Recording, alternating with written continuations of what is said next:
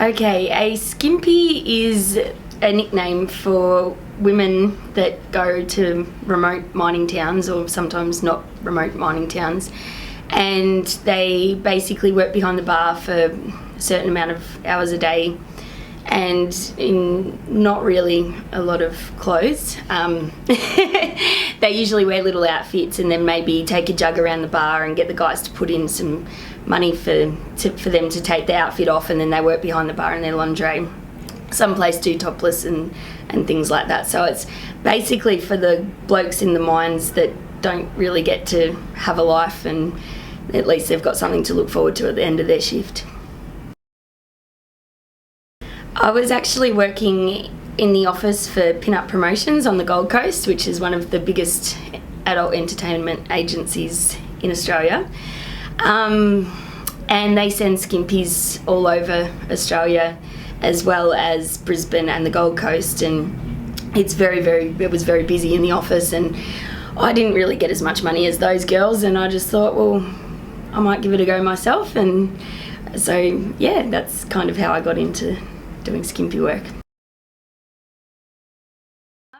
I think that it's pretty tough for families. There's a lot of depression in mining towns and things like that for guys that don't get to see their kids for 6 weeks at a time. You hear of suicides, and my brother actually was in the Pilbara, and they had a communications tower go down, and the guys couldn't contact anyone for a couple of days, and they just went nuts. He said that it's so important for them to be able to maintain contact in the outside world.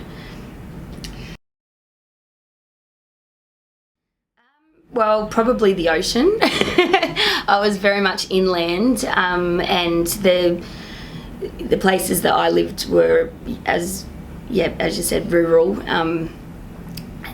It's more transient on the Gold Coast. People come and go. You don't really have the areas I lived on the Gold Coast, such as Surfers Paradise. I mean, it's just backpackers and tourists, so you don't have that sense of community that you have in a smaller town, which I actually missed when I was on the Gold Coast.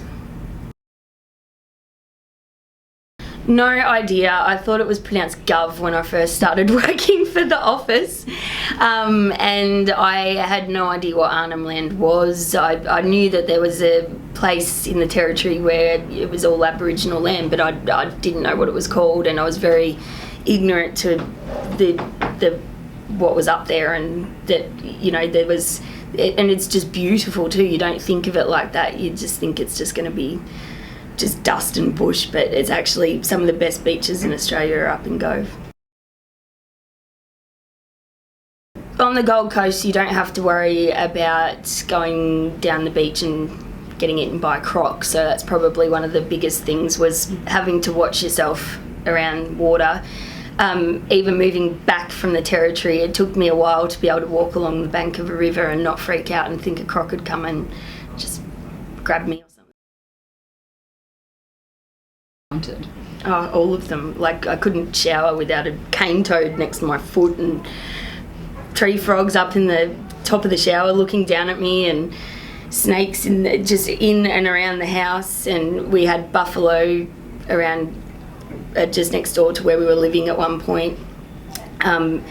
We went to abandoned cattle stations where there were wild horses and cattle, and it's just, yeah, it's full on, and you got to be very careful. I think people don't realise how deadly the Australian bush really is. It's insane. I just had my daughter, and I'd been writing a blog, Kel's Gone Bush, for a couple of years, and I just basically would,